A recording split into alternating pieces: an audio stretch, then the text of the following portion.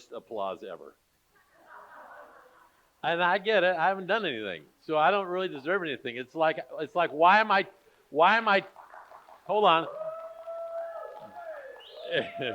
There you go. It's like, why am I tipping when I haven't eaten my meal yet, right? So I get it. I totally understand. We are in this series called Mastermind. We're looking at these verses. One of the most popular, one of the most crucial chapters in the entire Bible is Romans chapter 12. In fact, if all you had on a deserted island was one book of the Bible, Romans would be the one to have because it's foundational. It's got amazing doctrine. But let's look at our first verse. This is the whole reason why we're doing this series. Do not be conformed to the patterns of this world.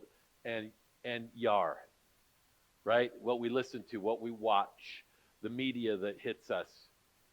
We don't even know it, but we slide into conformity. So what's the answer to that? But be transformed by the renewing of your mind. Wouldn't it be great if there was a God that could renew your mind, that could change the way you think, the brain patterns? Then you'll be able to test and prove what God's will is, his good, pleasing, and perfect will. I don't know a single person that doesn't want to renew something. You're stuck in a habit, just stuck. Sometimes for years, sometimes for decades, you want out. Stuck in a way of thinking that is demeaning to you. You know, it's what a coach said or what a boyfriend said or whatever, and it still echoes in your mind. It doesn't reflect how God thinks about you. It doesn't reflect reality. But wouldn't it be great to get rid of that, to renew our mind, to get out old habits, to get out old junk, old ways of thinking that don't help us? So we're taking a month to figure out how to do this. We're looking at this one chapter. Now, we're going to look at Romans 12, starting in verse 9. And I got to tell you, this reads a little like a grocery list. So I got a bunch of stuff in there. Love must be sincere. There's one thought. Hate what is evil. Cling to what is good. There's another thought. Be devoted to one another in love. Honor one another above yourselves. Never be lacking in zeal, but keep your spiritual fervor, serving the Lord. Be joyful in hope. Be patient in affliction. Be faithful in prayer. Share with the Lord's people who are in need, and practice hospitality. You see what I'm saying? It's like getting a drink out of a fire hydrant. There's so much in those few verses. Total grocery list. Be sincere. Fruit Loops. You know, like, Paul, what are we supposed to do with this? Actually, what I'm asking is, Paul, how am I supposed to preach on this? So here's what I came up with. I'm going to give you some of these ideas, and I'm going to give you some stories that I've seen in my career as a pastor that are examples of people that have done these things, that have transformed their minds in some of these areas. And the first one is this: love must be sincere. The word sincere here means undisguised, or, if you will, unmasked. Now, 5 years ago, the phrase unmasked would have had no emotional charge in my life. But remember, I hated masked. I did not like that part of our history. You know, like you get out of your car, you walk into the grocery store halfway there. Oh, I forgot my mask. So then I go back and I get my mask and I walk into the grocery store and I'm smiling at everybody like an idiot. I still don't understand the people. You saw this, right? They're driving alone with a mask. What is it that we didn't like about that?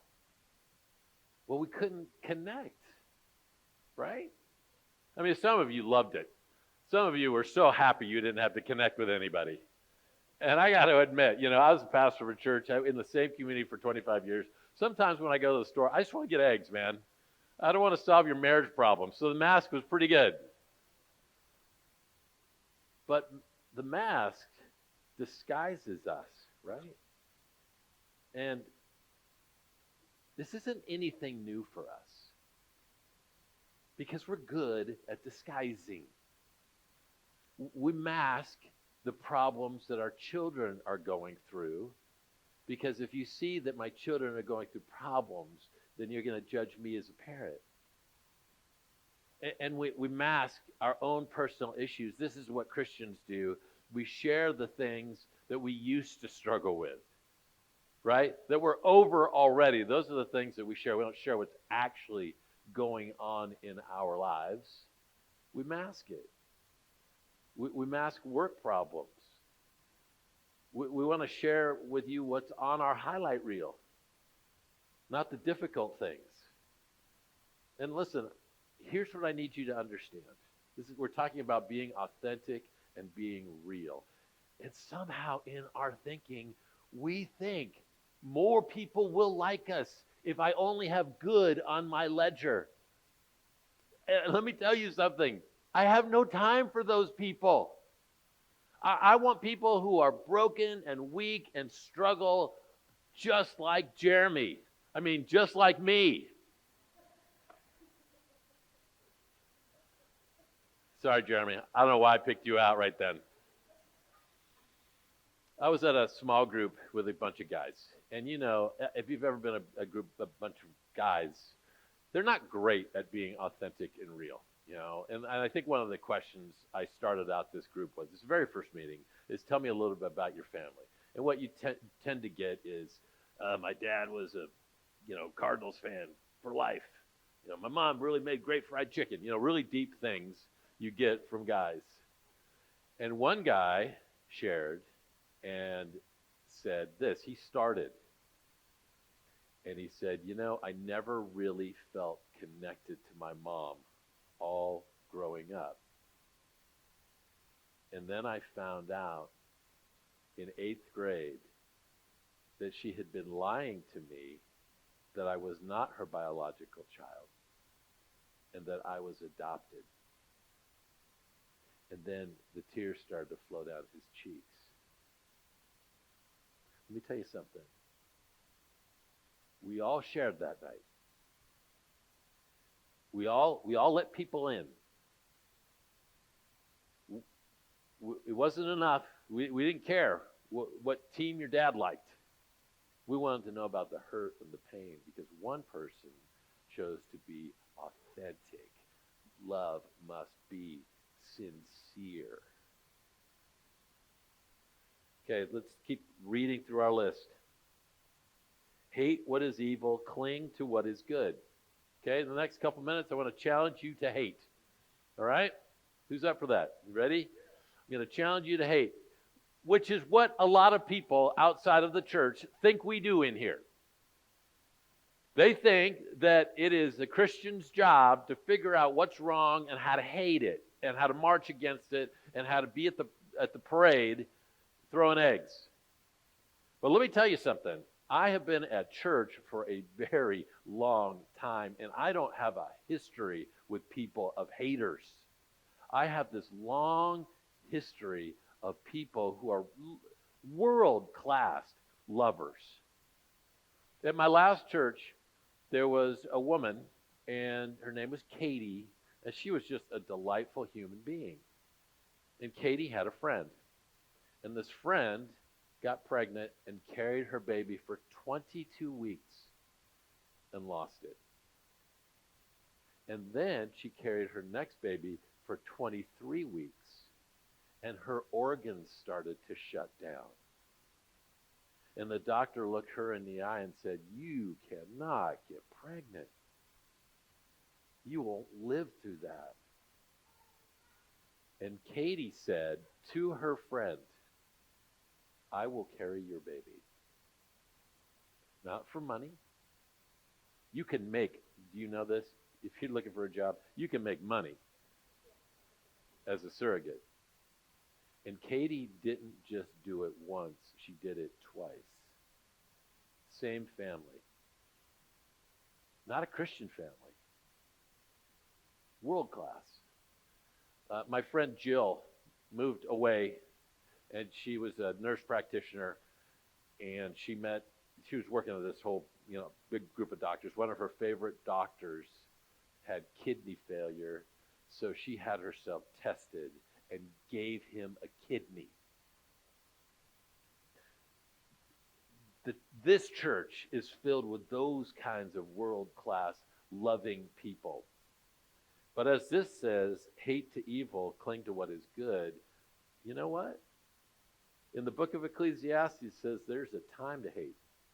And there is a time to hate. And it's not to hate the people around us. There's a time to hate the evil inside of us. Jesus said this, if your right eye causes you to stumble, are you paying attention?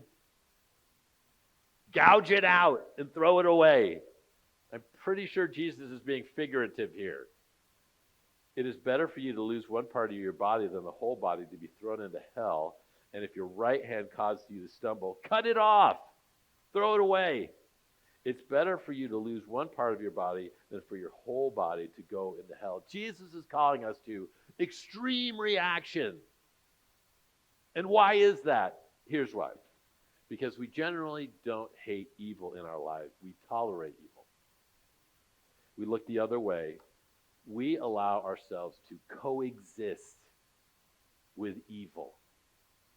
And it sounds like this. It's a good show. It's just got a few bad parts.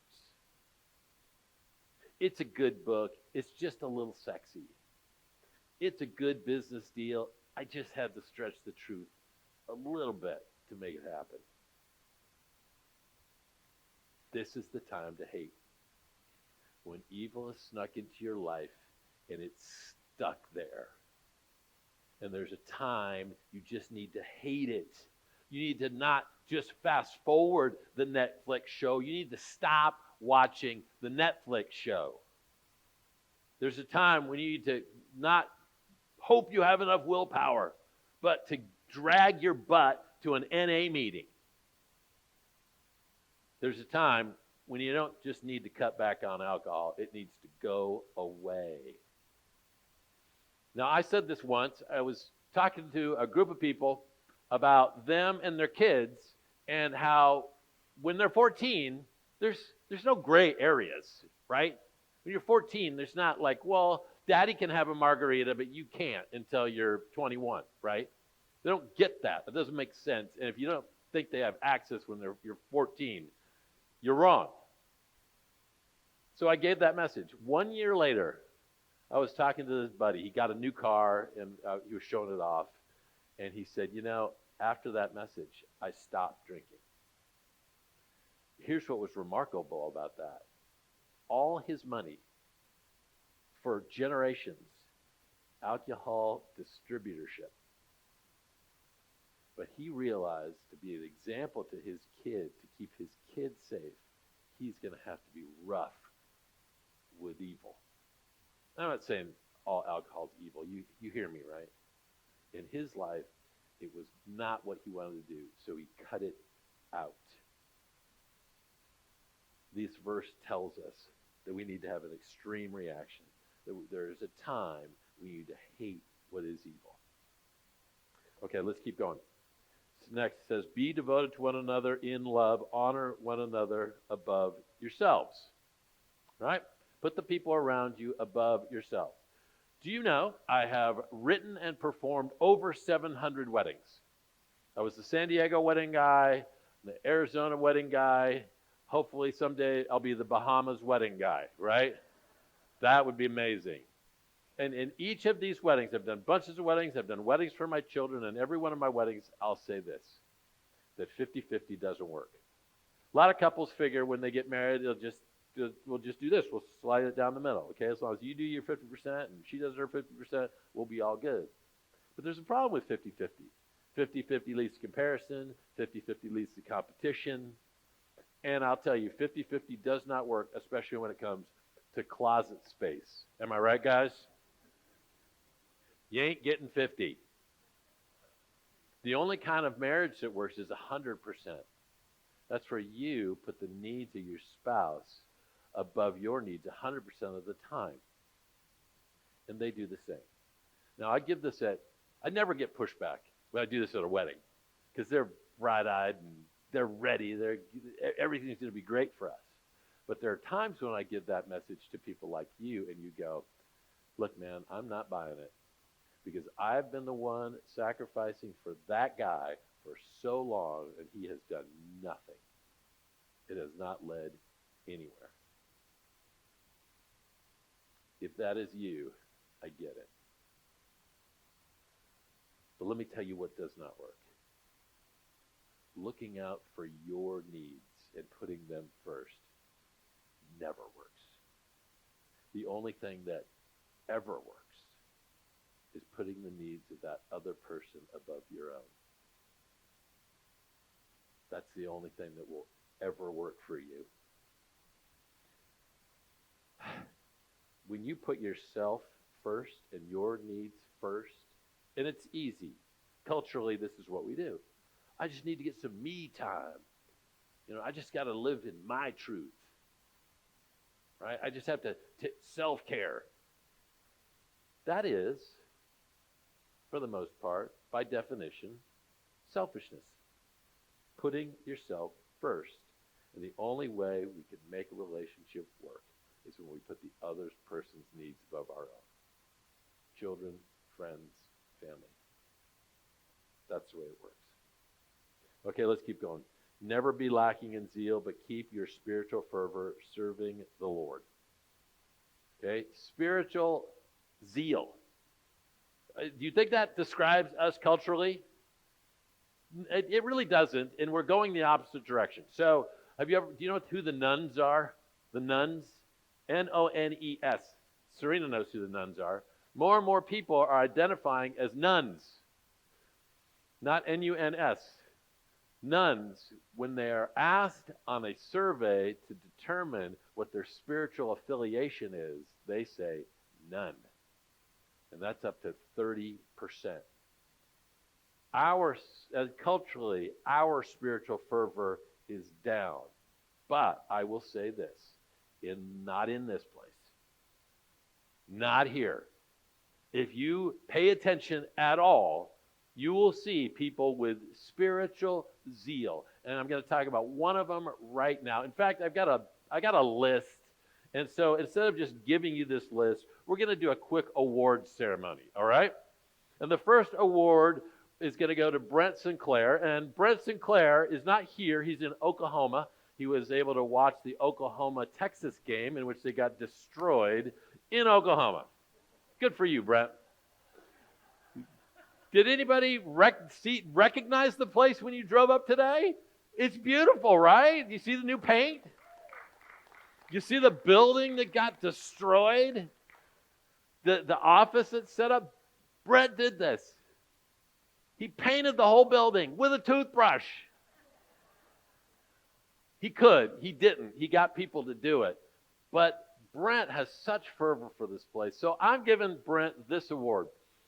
It is the Larry the Cable Guy Get Her Done Award.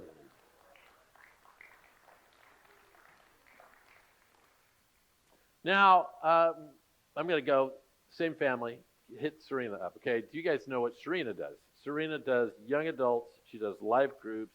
She speaks. She visits people in the hospital. She prays. She does the single best benedictions ever. Yeah, she plays the keys, right? Usually grumpy, right? She's always looking angry up there. Never, always with a smile. But here's what Serena does that you probably know, but I want to point out anyway. That Serena is always the one who points us to Jesus. Always. And so I'm giving her the Point to Jesus Award. And this right here, that he's pointing. See, he's pointing directly at Serena right now. So thank you for that. All right? Okay, we're going in the back. Jill is passionate, and she does all of our marketing and media. And I can't break down everything, but everything you see like this, everything is Jill. It's what she does. But do you also know, whenever you watch a video, there's closed captioning? Because Jill goes the extra mile, because she knows that there are some people that have a difficult time hearing, and she doesn't want anybody to not hear the gospel, so she goes the extra mile. Have you ever heard of the phrase guerrilla marketing? Guerrilla marketing is an advertising strategy in which a company uses surprise and or unconventional interactions in order to promote itself. Jill does that for us. So I'm giving her the Guerrilla Marketing Award. Now, I realize, like, this is the worst image to give to a woman. And I thought, well, maybe I'll look up female gorillas. It would have done no better. So forgive me. Just go up to Jill and say, thank you for what you do. Sorry about Jack, okay? Okay, Rachel. I got a list for Rachel. Rachel does children's ministry, youth ministry, announcements. And when she does announcements, like she's cramming. She wants to make sure she gets it perfect. She does speaking. She's on the pastor's search committee. Do you know what this group is? This is the group actively searching to replace me as quickly as possible. She's raising 3 kids, even more difficult. Four kids, sorry, missed a kid. What a big deal. You do it too. And worst of all, she's raising Justin in the back. She juggles all these things and always with a smile on her face. And so I'm giving her the Fire Juggler Award right there. Well, it's a really small picture, but you can see she's fire juggling. Interesting, I once hired jugglers for an event at our church, and they were just getting into fire juggling, and they were bad. And so we had to keep telling the kids, get back, get back. But that's not Rachel. She's good. All right, let me explain something that happens if you're not here at 8:30 in the morning. We always gather over there. And we gather there to pray, and we're praying for you, we're praying for the service. And generally at these meetings, they all end the same way. Ricky gathers us all together. He makes us put our hands in like we're a football team, and he goes, 1, 2, 3, Jesus! Because Ricky is always pointing to Jesus as well, like Serena, but the kinds of things that Ricky will say is, I just want somebody today to come to church and find Jesus. Those words come out of Ricky's mouth all the time. So I'm giving Ricky I think I found myself a cheerleader award. There it is.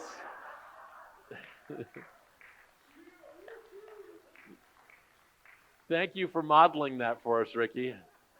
It was hard to get him in that outfit, but all right. You know, it's not just the staff that makes a difference here.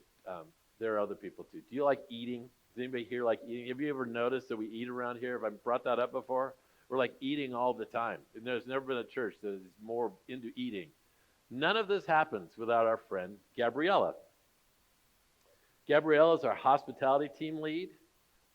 And not only that, do you know that Gabriella also organizes birthday parties at the Modesto Gospel Mission? You know, I'll often talk about the difficult, hard-to-reach people in our world, like Raider fans and people who listen to country.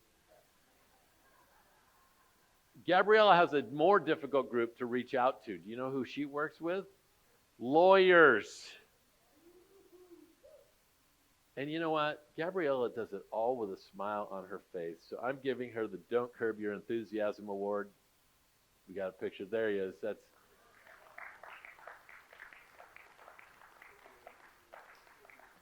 Michaela Meyer. I have a list of things Michaela Meyer does. She is in young adults. She works with young youth. She's a youth leader. Not only does she work with youth, but she meets them outside of youth meetings. She's also on the pastor's search committee because she doesn't like me, trying to get me out. She's at church every week. She does everything. And she's, how old is she? 24. What were you doing when you were 24? Not that. So I'm giving Michaela the Swiss Army Knife Award. There's Michaela. And I got one last one. Serena reached out to me, and she wanted to make sure I didn't miss this. So she texted me, "Hi, Jack. I know you have several examples for the sermon, but Missy has gone above and beyond even before she was on staff. She helped our former worship pastor, has been a life group leader for some time, has done it, and is doing great evangelism in her neighborhood. She's a wonder." Here's what I notice about Missy. She does everything with this giant smile on her face. So you got to be old enough to understand this, but I've given her the Cheshire Cat Award.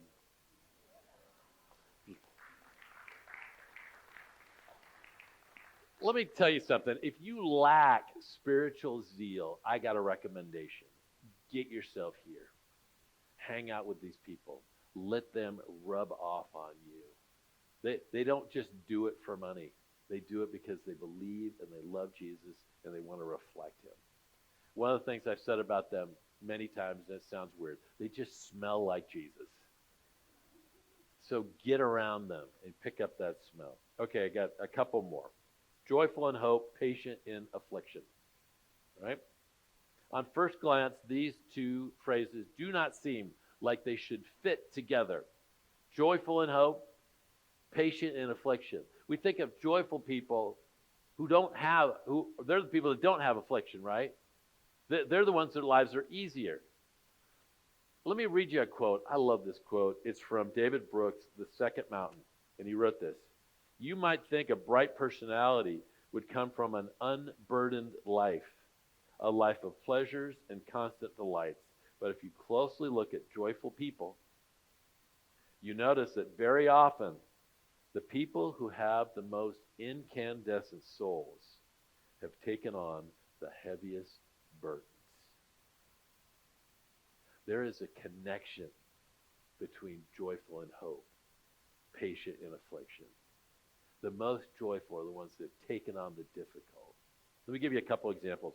Benjamin Hardy is a writer who described the decision to take on 3 foster children in Inc. magazine. And he said this, before having that personal load to carry, I was somewhat complacent.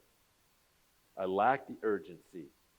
I didn't have the traction to move forward.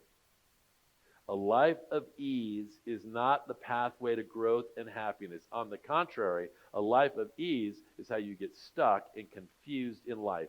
Taking on those kids meant knowing more about frustration, anxiety, fatigue, but also elation, sweetness, and especially caring love. Permanent joy seems to emerge when desire is turned outward for others. Does anybody agree with that? Gregory Boyle, he ministers to gang members in Los Angeles and captures the difference between a life lived for self and one lived for others. Compassion is always, at its most authentic, about a shift from the cramped world of self-preoccupation and into a more expansive place of fellowship. You have to lose yourself to find yourself. Who said that? I think it was Jesus. Listen, this is so true. That those people in my life that have given themselves to something bigger than themselves, they're the ones I want to be with. They're the ones I want to hang out with. They're the ones that have this joy that just overflows to everybody else. I want to give you a book recommendation. It is the single most impactful book I've read in the last 5 years outside of the Bible. Bible's always the winner, but this one in the last 5 years that I just read it this last year, it's called The Upside of Stress, right? The Upside of Stress by Kelly McGonigal. I'll have her name up in just a second. I have a quote I want to give to you in just a second. Here's how we think of stress. Here's the way media portrays stress. Stress is a killer. The stress will kill you. If you have too much stress in your life, bad for you. All these terrible things will happen. Well, they've done research to find that stress is not the killer.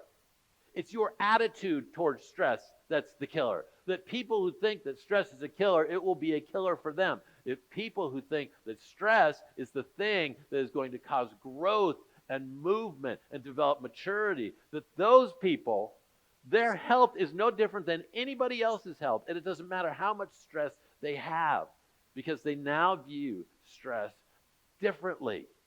It's not something to be avoided and to run from. It's something to lean into. And here's the quote. I love this so much. Kelly said this, a meaningful life is a stressful life. Now let me explain. I would wager to guess that the things that cause you the most stress are the ones that cause you the most meaning. Who here has children? Right? I mean, you start with kids and it's stressful because they are trying to die, right? They just want to leap off of things, and they want to grab forks and shove them in sockets. Anything that they can do. Oh, there's an oven. Let's run towards that thing. There's a fire. Oh, man, that looks exciting. Let's do that. We're just trying to keep them alive. And then they grow up. And let me tell you something. My kids are all grown. When they get older, it doesn't make it easier. The stakes just get higher. These people are stressing me out. But I will tell you that the most rich and dear and meaningful moments happen around my kids. Watching my daughter raise her daughter it fills me. It's unbelievable.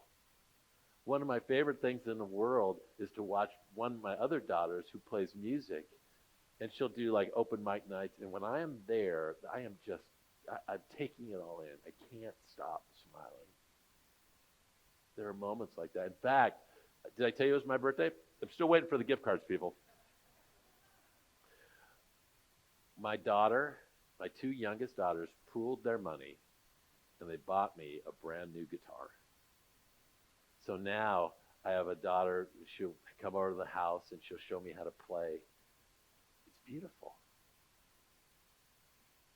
The most meaningful parts of your life are the most stressful parts. And work can be that same way. Work causes you stress. But if you focus on the people at your work and love the people at your work, you're going to find amazing meaning. You know what else is stressful? Church is stressful. Serena, do I hear an amen? She said at times because she's being nice. You people stress us out. Come on now. But I'll tell you, when we get to be on the front row and see lives changed, it's worth it. These two thoughts are not randomly placed together. Because a meaningful life is a stressful life. Okay, I think I have a quote. It's a Helen Keller quote. Do I have that? Or do I just have to read it? Maybe I just have to read it. She says, there's joy in self-forgetfulness. So I try to make the light in others' eyes my sun. The music in others' ears my symphony. The smile on others' lips my happiness. All right, I got one more. Share with the Lord's people who are in need. Practice hospitality. Have you ever taken a test, you knew all the answers? That feels good, right? Sometimes you get that at church. You show up at church and the pastor's speaking on something you're already pretty good at. In fact, last week I spoke on humility and pride, and I had somebody come up to me and go, man, I'm so glad you spoke on humility because I'm already pretty good at it. Which, if you could say that, maybe you're not as good as you think. But this one, share with the Lord's people who are in need, practice hospitality. You guys, I can tell you as an outsider, there are so many that are so good at this. I showed up day one, and I was greeted. I wasn't even barely out of my car. And I was greeted by this guy. His name's Mark Phelps, who's just yelling at me. Hey, welcome to Covenant Grove. Who are you? And then you walk inside, and people are there. And then I took this job, and the Koskis just invited me to live in their home. They didn't even know me. And they fed me, and they take me to dinner. The Koskis did my laundry. The Koskis know what kind of underwear I wear. God, just so great. Great people. And now the Benavides have taken that on. And they're treating me royally. Wait till they get to know me. But this place is filled with hospitable people. And I mean, I got to tell you, you have one who's just world class. And she's not going to like that I'm going to talk about her. But Pam, man. Pam is just, if you're new, she's all over you like white on rice. I mean, she's just there. And if you didn't know better, you'd think she's stalking you.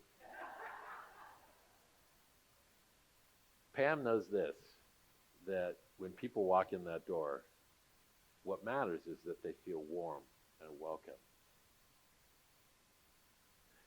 Do you wonder why we would spend money to paint this place and to build offices? Do you ever wonder, like, God, that seems like a waste. Yeah, I don't need it. Yeah, I was fine walking into it last week when it was ugly. We do things like that because what is most important to us is that people who walk in here who are far from Jesus meet him. And when we can look better, it matters to people. It doesn't matter to most of you guys because you guys are faithful and you realize that image doesn't matter that much, but there are people that it matters to. But you know what matters more than image? People walking in these doors and feeling loved and accepted. And that's what you do well. Keep doing it. So there's too much in this for you to do it all. So I want you to choose one. Figure it out. Where do you need to work? Love must be sincere. Do you need to work on your sincerity? Do you need to be authentic with people? Hate what is evil, cling to what is good. Is there something in your life that you have to hate and get rid of and be mean to? Be devoted to one another in love. Honor one another above yourselves. Do you need to consider in your relationships how to put the needs of people above you? Never lacking in zeal, but keep your spiritual fervor serving the Lord. Do you need to up that spiritual fervor and get involved here? Be on the media team. Help with kids. Greet. Do you need to be joyful in hope, patient in affliction? Do you need to introduce some stress in your life to introduce some meaning? Do you need to practice hospitality? Which one's on your list? Let's close like this. Why don't you bow your head? I've given you a lot of challenges today, but is there one that jumped out? Just take a moment. Say, God, help me to be good at this thing.